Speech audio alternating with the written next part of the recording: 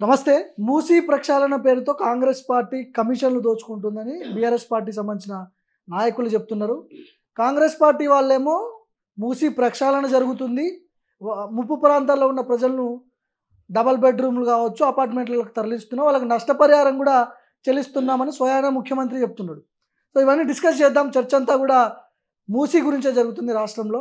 నాతో పాటు చెరకొండ వెంకటేష్ ఉన్నారు, Congress party TPCC general secretary. అన్న నమస్తే. నమస్తే. నమస్తే. ఏడాది కూడా కావట్లేదు, అప్పుడే మీ మీద దుమ్మెత్తి పోస్తున్నారు. ఎందుకు ఇంత వ్యతిరేకత వస్తున్నది కాంగ్రెస్ పార్టీ మీద అంటే ఏం చెప్తారు? అంటే బీఆర్ఎస్ పార్టీని ప్రజలు పాతాళానికి దొక్కారు కదా, అట్లా వాళ్ళు తట్టుకోలేక బయటకు వచ్చి మా మీద ఆరోపణలు చేస్తారు. ఇవి ఆరోపణలే తప్ప రేవంత్ రెడ్డి గారు ప్రజాప్రభుత్వాన్ని నడుపుతా ఉన్నాడు. మీకు తెలుసు కదా భార్గవ్. ఎందుకంటే ఒక సగటు మానవుణ్ణి మనం బయటికి వెళ్ళి ఎక్కడ పోయి, అంటే అది గ్రామీణ ప్రాంతమైనా పట్టణ ప్రాంతమైనా ఎక్కడ పోయినా అడగండి. అడిగితే కాంగ్రెస్ రేవంత్ రెడ్డి గారి ప్రభుత్వం ఎట్లా నడుస్తుందంటే వాళ్ళు చెప్పిందే మనము ప్రాతిపదిక తీసుకుందాం, వాళ్ళు చెప్పిన దాన్నే మనము దాన్ని ఒక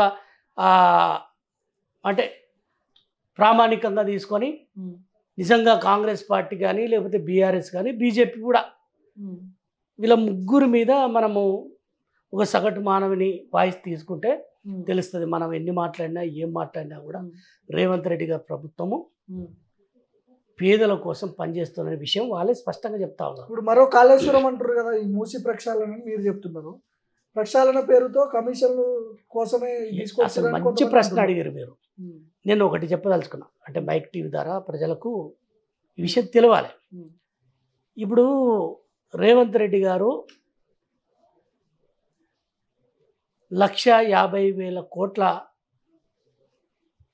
ప్రాజెక్టును, ఇది మూసి ప్రక్షాళన కోసము ఈయన ముఖ్యమంత్రి గారు దీని ప్రాజెక్టును తీసుకొచ్చారు, అసలు దీంట్లో మొత్తం అవినీతి జరుగుతుంది అని చెప్పేసి కేటీఆర్ నేను అంబర్పేటలో అక్కడ మాట్లాడుతున్నటువంటి పరిస్థితి మనం చూసినాం మీడియాలో.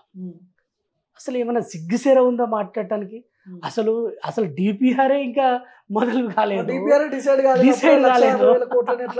అసలు అదే కదా విచిత్రమైనటువంటి. ప్రజలు ఏమో ఏది కేటీఆర్ వీడు మంచిగా అంటే బీఆర్ఎస్ అంటేనే ప్రజలకు విసుకొచ్చింది భార్గవ్.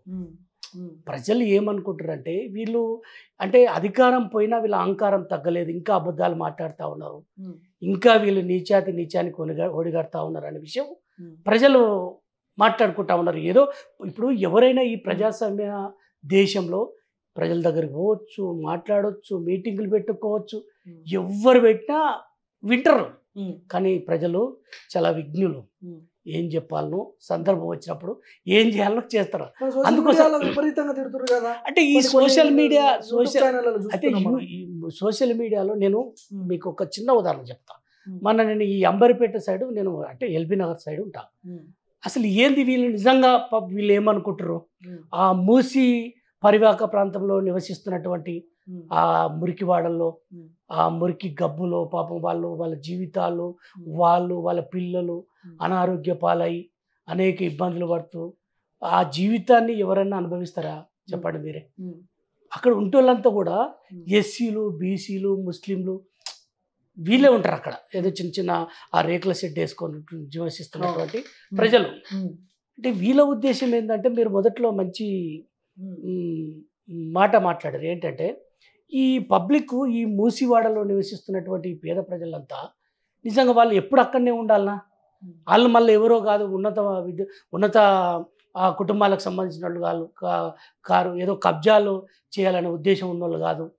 వాళ్ళ జీవితాలు ఘోరమైనటువంటి జీవితాలు, వాళ్ళకు ఎడ్యుకేషన్ ఉండదు పాపం, ఆ మురికివాడల్లో నివసిస్తూ ఉంటారు. వాళ్ళ జీవన అంటే ఒక ఆధారం లేక వాళ్ళు ఉన్నటువంటి పరిస్థితి.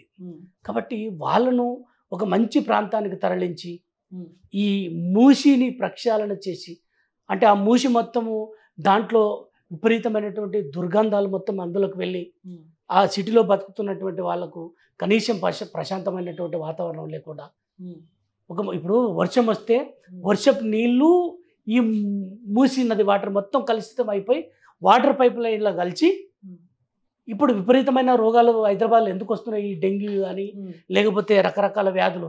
మన ఒక డాక్టర్ మాట్లాడుతూ ఉన్నాడు, ఒక మంచి స్పెషలిస్ట్ డాక్టర్ ఈ రోగాలు ఎందుకు వస్తున్నాయి ఇంత అంటే ఇబ్బందులు ఎందుకు పడుతున్నారు ప్రజలు, ఎవరికైనా ప్లేట్లెట్స్ తగ్గుతున్నాయి, ఈ డెంగ్యూ వస్తుంది, కారణం ఏంటంటే దానికి మాట్లాడుతూ రేవంత్ రెడ్డి గారు ఒక గొప్ప నిర్ణయం తీసుకున్నాడు. నేను పార్టీలకు అతీతము, నేను పార్టీకి సంబంధించినది కాదు నేను, కానీ ఈ కలుషితమైనటువంటి వాటర్, ఈ మూసి వాటర్ కానీ లేకపోతే హైదరాబాదు ఈ వర్షపు వాటర్ అన్ని మొత్తం ఒక దగ్గరికి చేరి ఏమైనా పైపులో వాటర్ పైపు లింక్ అయ్యి అక్కడ వాటర్ అల్లకి పోయి అవి ఆ ఇండ్లలోకి వచ్చి ఆ వాటర్ తాగడం వల్ల కొంతమంది ప్రజలకి ఏంటంటే ఇంట్లో ఫిల్టర్ ఉండదు, ఫిల్టర్ వాటర్ ఉండవు, ఆ ట్యాప్ నుంచి వచ్చినటువంటి వాటరే తాగుతారు. మిడిల్ క్లాస్ కొంచెం పేదవాళ్ళు ఎక్కువ రోగాల బారిన పడుతులు వాళ్ళే కదా, కొంచెం పరిస్థితులు బాగాలేక అట్లాంటి పరిస్థితుల్లో నివసిస్తూ ఉంటారు. వాళ్ళు ఆ వాటర్ తాగడం వల్ల ఏమవుతుంది, ఈరోజు ప్రజలు అనారోగ్యాలకు గురై ప్రాణాలు పోతా ఉన్నాయి. మీరు అన్న పాయింట్ కరెక్ట్. కానీ ఇక్కడ ఇప్పుడు ముఖ్యమంత్రి సోదరుడికేమో నోటీసులు ఇచ్చి 45 రోజులు టైం ఇచ్చిర్రు, పేద ప్రజల ఇళ్ళను మాత్రం రాత్రే కూల్చేస్తారు, వాళ్ళకి సమయం కూడా ఇవ్వట్లేదు. ఒక విషయం బాగా మంచి అంటే ప్రశ్నలు ఈ మీరు అడిగేటువంటి ప్రశ్నలు అన్నిటిని కూడా వాళ్ళ ప్రజలే హైదరాబాద్లో నివసిస్తున్నటువంటి వాళ్ళ ప్రశ్నలు వేసుకొని వాళ్ళే సమాధానం ఎత్తుకుంటున్నారు. కాబట్టి ఈ విషయాన్ని మీరు అడుగుతున్నారు కాబట్టి రేవంత్ రెడ్డి గారి సోదరుడు తిరుపతి రెడ్డి గారు ఆయన ఆ వెంచర్ వేసినప్పుడు అక్కడ ప్లేస్ కొనుక్కొని ఇల్లు కట్టుకోలే, వేరే వాళ్ళు ఎవరో అమ్మితే తీసుకున్నాడు ఆయన. ఇప్పుడు మీరు చూడండి బఫర్ జోన్ల కింద ఎఫ్టీఎల్ కింద గతంలో గ్రామ పంచాయతీ వెంచర్లు వేసినటువంటి వాళ్ళు కొంతమంది కబ్జాదారులు, రియల్ ఎస్టేట్ పెద్ద రియల్ ఎస్టేట్ వ్యాపారులే, అంటే మిడిల్ క్లాస్లో ఉన్నటువంటి వాళ్ళకు పేదవాళ్ళకు కొంతమంది ఉన్నతమైనటువంటి డబ్బులు ఉన్నటువంటి వాళ్ళు కూడా అమ్మారు. అయితే చాలామంది ఈరోజు కొంతమంది మేము పేదోళ్ళం, మా ఇంట్లో పోతున్నాయి, హైడ్రా మా జీవితాలను కూల్చేసింది అని చెప్తున్నటువంటి వాళ్ళంతా కూడా పాపం తెలియక అమాయకులు అక్కడ తక్కువకు వస్తుంది ఈ ప్లేస్ అని కొన్నారు. కొనడం మూలంగా ఏమైంది, వాళ్ళకి ఎవరు కూడా పర్మిషన్ లేవు. వాస్తవానికి అధికారులు ఎవరు పర్మిషన్ లేవు. బఫర్ జోన్ల కింద ఎఫ్టీఎల్ కింద ఎందుకు పర్మిషన్లు వస్తాయి, తక్కువ ధరకు వస్తుందంటే పోయి కొంటారు. అమ్మినోడు అదే కదా ఇప్పుడు ఉన్న పరిస్థితి ఏంటంటే అమ్మినోడు డబ్బులు వానికి వచ్చినాయి, వాడు మంచిగానే ఉన్నాడు, వాని ఉద్దేశం ఏంది, అమ్మినోడు ఏదైనా వ్యాపారం చేసుకొని డబ్బులు సంపాదించుకొని ఎవరినైనా మోసం చేస్తాడు, వాడు మోసం చేస్తాడు, ఎవరినైనా మోసం చేస్తాడు. కాబట్టి మోసానికి గురి కాకుండా ఉండాల్సింది మనము, ఆ మోసం చేస్తున్నటువంటి వాడిని నివారించాలి, వాడిని ఇంకోసారి చేయకుండా ఉంచాలనేదే ప్రభుత్వ లక్ష్యం ఇక్కడ. కాబట్టి వాళ్ళందరూ కూడా ఇబ్బంది పడుతున్నారు అనటానికి అక్కడ ఏంటంటే బఫర్ జోన్లు ఎఫ్టీఎల్ ఉన్నటువంటి వాళ్ళకి పర్మిషన్ లేవు. అంటే వాళ్ళకి పర్మిషన్లు ఉన్నాయి, అధికారులు ఎట్లా పర్మిషన్ ఇచ్చారని మీడియాలో ప్రచారం అవుతుంది. వాళ్ళు బ్యాంకులో పోయి లోన్ తెచ్చుకున్నారు, వాళ్ళు లోన్లు ఏం కావాలని అంటారు. ఎక్కడ కూడా రంగనాథ్ గారు చాలా స్పష్టంగా చెప్పారు, ఎక్కడ కూడా వాళ్ళు అంటే పర్మిషన్లు తెచ్చుకొని కట్టుకున్నటువంటి ఇళ్ళని ఎక్కడ కూల్చట్లే. అంటే బఫర్ జోన్లో ఎఫ్టీఎల్ ఉన్నటువంటి వాళ్ళకు అధికారులు ఎట్లా ఇస్తారు పర్మిషన్, ఓవేళ ఇచ్చిర్రు అనుకో, ఎవడన్నా ఇచ్చిండు అనుకో, వాళ్ళని అధికారులను పండబెట్టి వాళ్ళని అవసరమైతే ఇక కొన్ని అనొద్దు, కానీ ముఖ్యమంత్రి గారు చాలా సీరియస్గా ఉన్నాడు. కమిషన్ కూడా చాలా మన హైడ్రా కూడా రంగనాథ్ గారు కూడా చాలా సీరియస్గా ఉన్నారు. ఈ పార్టీకి సంబంధించిన కొంతమంది మంత్రుల ఫామ్ హౌస్లు ఉన్నాయి, పొంగులేటిది ఉంది. అవును, అవన్నీ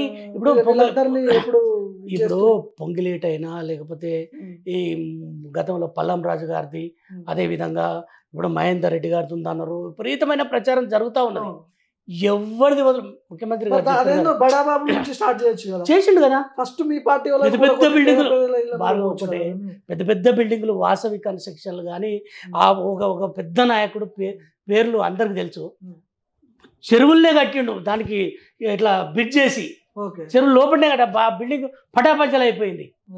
అంటే రాజకీయ నాయకులకు అతీతంగా, కులాలకు అతీతంగా, మతాలకు అతీతంగా రేవంత్ రెడ్డి గారు హైడ్రాని ముందుకు తీసుకెళ్తా ఉన్నాడు. కాబట్టి హైడ్రా అనేది తెలంగాణ సమాజాన్ని, హైదరాబాద్ ప్రాంతాన్ని రక్షించాలనే ఏకైక లక్ష్యంతో ముందుకు పోతా ఉన్నాడు. గత పాలకులు ఆ కాంగ్రెస్ అయినా లేదంటే మిగతా అంటే తెలుగుదేశం పార్టీ ఉన్న సమయంలో కానీ కేసీఆర్ 9.5 సంవత్సరాల పరిపాలనలో ఈ కబ్జాలకు గురి చేసినటువంటి వాళ్ళను కూలుస్తాం, పేలుస్తాం అని రకరకాలుగా మాట్లాడారు. గత 30 ఏళ్ల ఎవరిని? క్రితం కాంగ్రెస్ పార్టీ అంటే అధికారంలో ఒకటి ఉంది. ఒకటి భార్గవ్. పర్మిషన్ అంటే ఇచ్చింది నేనేమంటున్నానంటే దీనికి ఏమంటున్నంటే అని మీ మీద వస్తుంది. నేనేమంటున్నంటే గత పరిపాలనలో కాంగ్రెస్ ఉన్నది, టీడీపీ ఉన్నది, వాళ్ళు ఎంత విధ్వంసం చేశారు.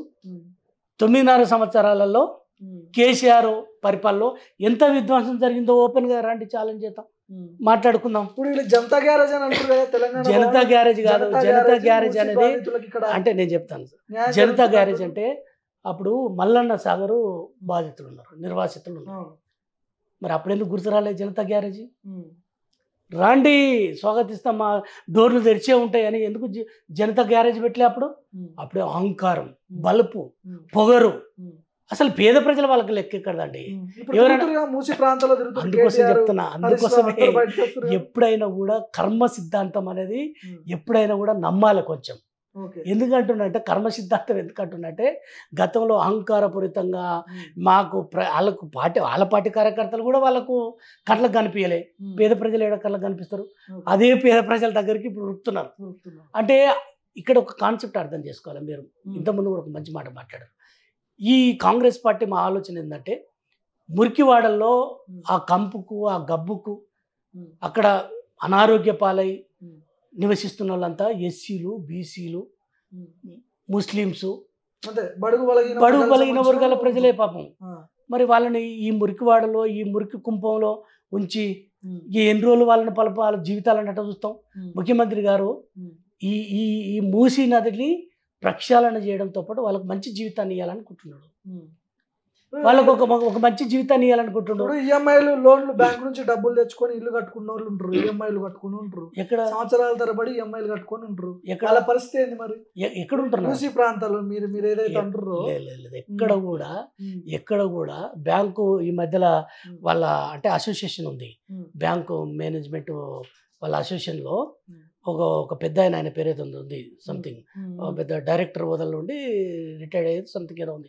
ఆయన మాట్లాడాడు, ఎప్పుడైనా కూడా బ్యాంక్ అనేది అన్నీ చూసుకొని అన్ని పర్మిషన్లు ఇస్తుంది. అంటే పర్మిషన్ ఉంటేనే వాళ్ళకు బ్యాంకు లోన్ శాంక్షన్ చేస్తుంది.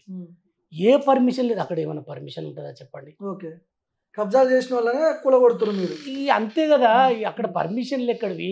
వాళ్ళ అంటే మీడియాలో ప్రచారం వీళ్ళు ఎవరైతే కొంతమంది యూట్యూబ్ ఛానల్ను వాళ్ళు అద్దెకు తీసుకొని వాళ్ళకు డబ్బులు ఇచ్చి నడుపుతున్నటువంటి వాళ్ళు ఎవరైతే ఉన్నారో వాళ్ళు మాత్రమే దుష్ప్రచారం చేస్తారు. మెయిన్ స్ట్రీమ్ మీడియా కానీ కొంతమంది మంచి ఛానల్స్, యూట్యూబ్ ఛానల్స్ కూడా ఉన్నాయి. అంటే మంచి ఛానల్ రేవంత్ రెడ్డి అధికారంలోకి రావడానికి ఇదే యూట్యూబ్ ఛానల్ కారణం. యూట్యూబ్ ఛానల్ వాడుకోలేదా అని బీఆర్ఎస్ వాళ్ళు అంటారు.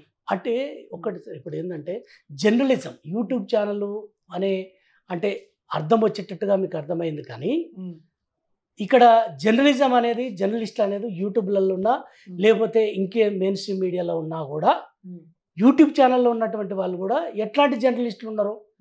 వాడు శంకర్ లాంటి వాడు జర్నలిస్ట్ ఏమన్నా? ఇక కొంతమంది మిర్రర్ టీవీలో ఉన్న వాళ్ళు, తర్వాత ఇంకా చాలామంది కొంతమంది అంటే ఎప్పుడైనా కూడా ప్రజల్ని, సమస్యల్ని వేదిక మీదకి తీసుకొచ్చి పరిష్కరించేటట్టుగా ప్రభుత్వానికి గుర్తు చేసేటట్టుగా వాళ్ళకి సలహాలు, సూచనలు ఇచ్చేటట్టుగా, లేకపోతే నిజంగానే వాళ్ళు తప్పు చేస్తే చెప్పాలి. కానీ మేము అధికారంలోకి వచ్చిన డే 1 నుంచే కాంగ్రెస్ అసలు వచ్చిన నెక్స్ట్ డే నుంచే ప్రచారం స్టార్ట్ చేశారు ముఖ్యమంత్రి గారి మీద, కాంగ్రెస్ పార్టీ మీద. అంటే ఎప్పుడైనా కూడా అంటే వాళ్ళ పార్టీలో ఉన్న వాళ్ళు కూడా కొంతమంది ఎమ్మెల్యేలు మాట్లాడారు. ఎందుకు అంటే ఇట్లాంటి ఆరోపణలు వస్తున్నాయి అంటే, ఇప్పుడు మీ పార్టీతో స్టార్ట్ చేయొచ్చు కదా, మీ పార్టీలో ఉన్న మంత్రుల ఫామ్ హౌస్లు కూడా కొట్టవచ్చు కదా, బడాబాబుల్ని మొదట కొట్టొచ్చు కదా, ఎందుకు పేదల మీద పడుతున్నారు? వాళ్ళని కొడితే వీళ్ళు కూడా అవేర్నెస్ వచ్చి పోయే పరిస్థితి ఉంటుంది కదా అని ఇప్పుడు ఒకటి అది ఎవరిదైనా ఉండదు. నిన్న సీఎం గారు మాట్లాడారు, నిన్న ఒక కార్యక్రమంలో మాట్లాడారు. కేవీపీ రామచంద్రరావుదైనా లేకపోతే పల్లం రాజుదైనా లేకపోతే మా కాంగ్రెస్ పార్టీ నాయకులది ఎవరిదున్నా, ఇతర పార్టీల నాయకులది ఎవరిదున్నా కులంతో సంబంధం లేదు, మతంతో సంబంధం లేదు. ఎవరి ఫామ్ హౌజులు ఉన్నా అక్రమంగా ఉన్నాయని తేలితే కూలాల్సిందే, పేలాల్సిందే. చాలా స్పష్టతతో ఉన్నాడు భార్గవ్. ఎందుకంటే నేను ఇంతకుముందు చెప్పిన కదా, ఇప్పుడు అది ఆయన వాడ ప్లాట్లు చేస్తే కొనుక్కొని కట్టుకున్నది కాదు, వేరేళ్ళ దగ్గర ఆ ఇల్లు కట్టిన తర్వాత కొనుక్కున్నటువంటి ఇల్లు. అంటే దీనికి వేరే సందర్భం అంటే దానికి నిజంగానే వాళ్ళు కోర్టుకు పోయారు, కోర్టుకు పోయిన తర్వాత కోర్టు, తర్వాత వ్యవహారము, వీటన్నిటినీ ప్రభుత్వం ఎట చూడాలో చూస్తుంది. పర్మిషన్ లేనటువంటి వాళ్ళు, ఇది పర్మిషన్ ఉన్నటువంటిది. అంటే ఆనాడు పర్మిషన్ ఇచ్చారు, ఇక్కడ పర్మిషన్ లేని అన్నటువంటి పెద్ద పెద్ద బిల్డింగ్లు అని కూల్చేసారు. ఎక్కడ కూడా మీరు చూడండి బీఆర్ఎస్ వాళ్ళు క్యాచ్ చేసుకొని మీ మీద ఆరోపణలు చేస్తారు. తప్పులేం కాదు, అంటే వాళ్ళకి తప్పులుగా అవేర్నెస్ తీసుకురావాలి ఫస్ట్ ప్రజలకి. అది హైడ్రా అయింది, మూసి రివర్ అయింది, ఇక్కడ ఉంటే ఎట్లా హెల్త్ ఖరాబ్ అవుతుంది, ఏమైతుంది అనేది పబ్లిక్ కి చెప్పిన తర్వాత కూలగొట్టాలి. కానీ రాత్రికి రాత్రి బుల్డోజర్లు వచ్చి ఒకటి ఏంది వాళ్ళకి పరిస్థితి ఏందనేది. సమాజంలో ఒక రెండు విషయాలు మనం బాగా అర్థం చేసుకోవాలి. ఇది డెమోక్రటిక్ సమాజం భారతదేశం అనేది.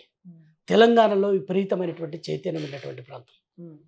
హైదరాబాద్ ప్రాంతం కానీ, హైదరాబాద్ చుట్టూ ముట్టున్నటువంటి జిల్లాలు కానీ అన్నీ కూడా తెలంగాణ పోరాటం మొదలు పెడితే అంతకుముందు వందే మాత్రం ఉద్యమం, ఇదంతా చరిత్ర అంతా చూస్తే తెలంగాణ ప్రజలు అనే వాళ్ళు అంటే అవేర్నెస్ అవసరం లేదు వీళ్ళకు, అన్నీ తెలుసు తెలంగాణ ప్రజలకు. నువ్వు అవేర్నెస్ అంటే కల్పించడం అంటే పేద ప్రజలకు కూడా, అంటే వాళ్ళు పేద ప్రజలకు కనిపిస్తారు అంతే, కానీ వాళ్ళకి ఎంత తెలివి ఉంటుందో తెలుసా? తెలివి కల్లా వాళ్ళు, అంటే తెలివిలో, పరిజ్ఞానంలో, విజ్ఞానంలో వాళ్ళు ఎంతో అది ఉన్నటువంటి ఈ గడ్డనే అట్లాంటి గడ్డ, తెలంగాణ గడ్డ. అయితే హైదరాబాద్ లో ఉన్న ప్రజలు ఓట్లేయలేదు, అందుకనే హైదరాబాద్ లో ఉన్న ప్రజల మీద రేవంత్ రెడ్డి కక్ష కట్టిండు. అది ఎట్టి అసలు ఆ చర్చే రేట రావట్లేదు, ఆ చర్చే లేదు. హైదరాబాద్ ఇప్పుడు జిహెచ్ఎంసీ ఎన్నికలు పెట్టండి, జిహెచ్ఎంసీ ఎన్నికలు పెడితే 100% అంటే మాకు హైదరాబాద్లో అన్ని గెలుస్తాం. 95% జిహెచ్ఎంసీలో 95% ప్రజల మద్దతు మాకుంది. ఎందుకు చెప్తా ఉన్నానంటే, నేను ఆ మధ్యలోనే అంటే అంబర్పేట పోతా ఉంటుంటే అక్కడ కొంతమందిని అడిగిన, ఏం సార్ మా జీవితం ఇది, మాకేమన్నా ఇస్తే మేము పోయి బతుకుతాము, డబుల్ బెడ్రూమ్లు ఇచ్చినా పర్లేదు, లేకపోతే ఇంకెక్కడన్నా మా ప్లాట్ ఇచ్చి ఇల్లు చూపించినా పోయి బతుకుతాం. ఇక వీళ్ళే వచ్చి మా దగ్గరకు ఆ నాయకులు వచ్చి వేరే వాళ్ళు వచ్చి మీకు అట్లా కాదు, మీకు ఉండ్రి, మీకు డబ్బులు ఇస్తాం, ఇది ఇస్తాం, అది ఇస్తామని మభ్య పెడుతున్నారు. అంటే వాళ్ళ ఒక్క కుటుంబంలోనే ఒక్కొక్క రకంగా వాళ్ళ ఆలోచన ఉంది. అంటే అవతలడు వచ్చి ఇన్ఫ్లుయెన్స్ చేయడము, అవతల పార్టీ వాడు కేసీఆర్ అంటే బీఆర్ఎస్ వాడు చోటు చెప్తాడు, బీజేపీ వాడు చోటు చెప్తాడు, రాజకీయ నాయకులు. అంటే నేను పార్టీగా పోలే, మామూలు మనిషిగా పోయినా. వాళ్ళు చెప్పేటువంటి విధానంలో ఏముందంటే వాళ్ళు మభ్యపెట్టి మాటలు మాట్లాడిస్తున్నారు అనే విషయాన్ని స్పష్టమైంది మాకు. కాబట్టి మేమేమంటామంటే ఈరోజు సీఎం రేవంత్ రెడ్డి గారు పేద ప్రజల పక్షపాతి. ఈ మూసి ప్రక్షాళనతో పాటు వాళ్ళ జీవితాలను కూడా అది చేయాలని, అదే కేసీఆర్ ఈ మూసి ప్రక్షాళన చేస్తున్నాడు అనుకో, బలవంతంగా వాళ్ళని ఎత్తేసి వరకు జైళ్ళ పాలు చేసి ఓడని వినకపోతే జైళ్ళల్లో వేస్తాడు. కానీ మేము జైళ్ళల్లో వేయట్లే, మేము వాళ్ళని తీసుకుపోయి డబుల్ బెడ్రూమ్ ఇల్లు కీ ఇచ్చి వాళ్ళ ఇంట్లోకి తీసుకుపోయి అడవిచ్చి మంచిగా ఉండండి, వాళ్ళ వసతులు ఇచ్చి, అవసరమైతే డబ్బులు ఇచ్చి, వాళ్ళకు ప్రభుత్వ పరిహారం ఇచ్చి వాళ్ళను మంచి జీవితాన్ని ఇస్తున్నాం. ఎక్కడ కూడా భయపెట్టట్లే. గతంలో కేసీఆర్ ఏం చేసిండు, ఏదైనా పోరాటం చేస్తే మిర్చి రైతులను ఏం చేసిండు, ఖమ్మంలో రైతులను జైల్లో వేసిండండి. వీళ్ళకి మాట్లాడటానికి సిగ్గు ఉండాలి. ఓకే, కాళేశ్వరము మన ఇది మన మల్లన్న సాగరు నిర్వాసితులను ఏం చేసిండు, అసలు ఎంత మొత్తుకున్నా, ఎంత ఏడ్చినా, ఏది చేసినా వాళ్ళందరూ వచ్చి ప్రగతి భవన్ దగ్గరకు వచ్చి కలుద్దామంటే అసలు అలా జనతా గ్యారేజ్ ఏమైంది వాళ్ళది? ఎవరైనా లోపల కొని ఇచ్చినా పెద్ద పెద్ద కంచెలు ఏర్పాటు చేసి అసలు ఎక్కడన్నా వాళ్ళు కనీసం మాట్లాడదామంటే అక్కడికి వస్తే వ్యాన్లలో ఎక్కించుకొని ఏనో పోయి దింపేసొచ్చు. అంత దుర్మార్గంగా పరిపాలన చేసారు వాళ్ళు. ఈరోజు పేద ప్రజల దగ్గరకు అంటే కర్మ, వాళ్ళు చేసుకున్నటువంటి కర్మ ఈరోజు పేద ప్రజల దగ్గరికి రప్పించింది. మేము వాళ్ళు పోతే మంచిది అనుకుంటున్నాం. మేము పేద ప్రజల కాడికి పోవాలి, ఆ పేద ప్రజల దగ్గర ఉండాలి. ఒకరోజు వాళ్ళ మురికివాడల్లో ఉండండి, తెలుస్తుంది వాళ్ళ జీవితాలు ఎంతో. ఆడ మీటింగ్ పెట్టి మీకు అండగా నిలబడతాం, మీకు ఇది చేస్తాం, అది చేస్తాం చెప్పిపోతారు కదా రెచ్చగొట్టి. మరి వాళ్ళ జీవితం ఎట్లుందో మీ జీవితాన్ని మేము కూడా ఒకరోజు ఆస్వాదిస్తాం, ఒకరోజు అనుభవిస్తామని వాళ్ళ దగ్గర వాళ్ళ ఆ మురికివాడల్లో ఆ మూసి నది పక్కన వండుకొని చూద్దాం. అది ఈటల రాజేందర్ అయినా, లేదంటే కేటీఆర్ అయినా, హరీష్ రావు అయినా. కానీ ఈరోజు రేవంత్ రెడ్డి గారు ప్రజా పరిపాలన కొనసాగిస్తుండు. అది హైడ్రా అయినా, మూసి అయినా, ఏదైనా కూడా బ్రహ్మాండమైనటువంటి మంచి గొప్ప మనసుతో వాళ్ళకి కొత్త జీవితాన్ని ఇచ్చి వాళ్ళకి మంచి వాతావరణాన్ని కల్పించి ఈ హైదరాబాద్ను రక్షించాలి, తెలంగాణను రక్షించాలని ఏకైక లక్ష్యంతో కంకణం కట్టుకొని ముందుకెళ్తా ఉన్నాడు. మీకు ఇంకో చిన్న ఉదాహరణ చెప్తా. ఇప్పుడు హైదరాబాద్లో ఒక సగటు మామూలు మనిషి ఏదో ప్రైవేట్ కంపెనీలో లేకపోతే ప్రభుత్వ ఆఫీసులో ఏదో జాబ్ చేసుకోవడానికి బైక్ మీదనో లేకపోతే ఆటోలనో లేకపోతే బస్సులనో దేంట్లోనో ఆఫీస్కి పోయి మళ్ళీ సాయంత్రం ఇంటికి పోతేప్పుడు పెద్ద వర్షం వచ్చింది అనుకో, హైదరాబాద్ మొత్తం దిగ్బంధమైంది. చిన్న వర్షం వచ్చినా పెద్ద వర్షం వచ్చినా అసలు దిగ్బంధం అయిపోతుంది, ఆగమాగం అయిపోతుంది. వాళ్ళు ఇంటికి చేరుకోవడానికి ఒక 10-15 కిలోమీటర్లు ఇంటికి పోవాలంటే వాళ్ళకు సాయంత్రం 6 గంటలకు బయలుదేరితే రాత్రి 11-12 అవుతుంది. అది ఇంత బీభత్సం ఏంది? ఎందుకు కారణం అంటే ఈ యొక్క అక్రమ కట్టడాలు, ఈ అక్రమ నిర్మాణాల వల్లనే కదా అనే విషయము వాళ్ళు అర్థం చేసుకున్నారు. కాబట్టి చాలామందిని ఈ మధ్యలో నేనైతే చాలామందిని అడుగుతున్నా, ఎక్కడ పోయినా ఓ ఆటో డ్రైవర్ని అడిగినా, బస్సులో కూర్చుని ఆయన అడిగినా, లేకపోతే ఏం సార్ హైదరాబాద్ ఇన్ని వర్షాలు వస్తున్నాయి కదా, హైదరాబాద్ ఎట్లా అవుతుంది కదా అన్న, ఏంది ఇది అని అంటే, మా రేవంత్ రెడ్డి గారు మంచి నిర్ణయం తీసుకున్నారు. ఆ హైడ్రాదేవి బట్టి మొత్తం అక్రమంగా కట్టడాలు మొత్తము కూల్చేయడం వల్ల, ఆ కబ్జాలు చేయడం అవన్నీ కూల్చేయడం వల్ల, చెరువుల పక్కన ఉండడం వల్ల ఆ వర్షం వస్తే ఆ చెరువులు నిండిపోయి అట్లే ఉంటాయి, వాటర్ కిందికి రాదు. ఇది మొత్తం మంచి పని చేస్తున్నాడు. ఈ హైదరాబాద్లో ఇట్లా ఒక అర్ధ గంటనో గంట వర్షం వస్తే అతలాకుతలం అయిపోతుంది, కానీ సీఎం గారు మంచి నిర్ణయం తీసుకుంటారు అని ఎవరిని కదిలిచ్చినా హైదరాబాద్లో మంచి వాతావరణం, హైదరాబాద్లో వచ్చి బతకాలనుకున్న వాళ్ళు, ఆ పిల్లల చదువుల కోసం ఒక ఇల్లు కొనుక్కొని ఇక్కడనే ఉండాలనుకున్న వాళ్ళకి, కానీ ఏదో చిన్నపాటి బిజినెస్ చేసుకొని ఒక కంపెనీ పెట్టుకోవాలనుకున్నటువంటి వాళ్ళకి, ఇదంతా హైదరాబాద్ అంతా మంచిగా ఉండాలని ఎవరైనా కోరుకుంటారు. అది రేవంత్ రెడ్డి గారు చేస్తున్నారని సంతోషంలో ఉన్నారు. కానీ కొంతమంది అంటే ఎవరైతే బిల్డింగులు కూలుతున్నాయో, ఎవరైతే అక్రమదారులు ఉన్నారో, నాగార్జున లాంటి వాళ్ళు, పెద్ద పెద్ద వాళ్ళంతా బాధపడుతున్నారు అంతే. అది 1-3% వాళ్ళు అంతే. మిగతా వాళ్ళంతా పేద ప్రజలు, మధ్యతరగతి వాళ్ళు, అంటే ఉద్యోగస్తులు కానీ, మేధావులు కానీ, బుద్ధిజీవులు కానీ, వీళ్ళంతా కూడా రేవంత్ రెడ్డి నిర్ణయాన్ని, ముఖ్యమంత్రి గారిని హర్షిస్తూ ఉన్నారు. ఓకే అన్న, థ్యాంక్ యూ అన్న. Thank you so much.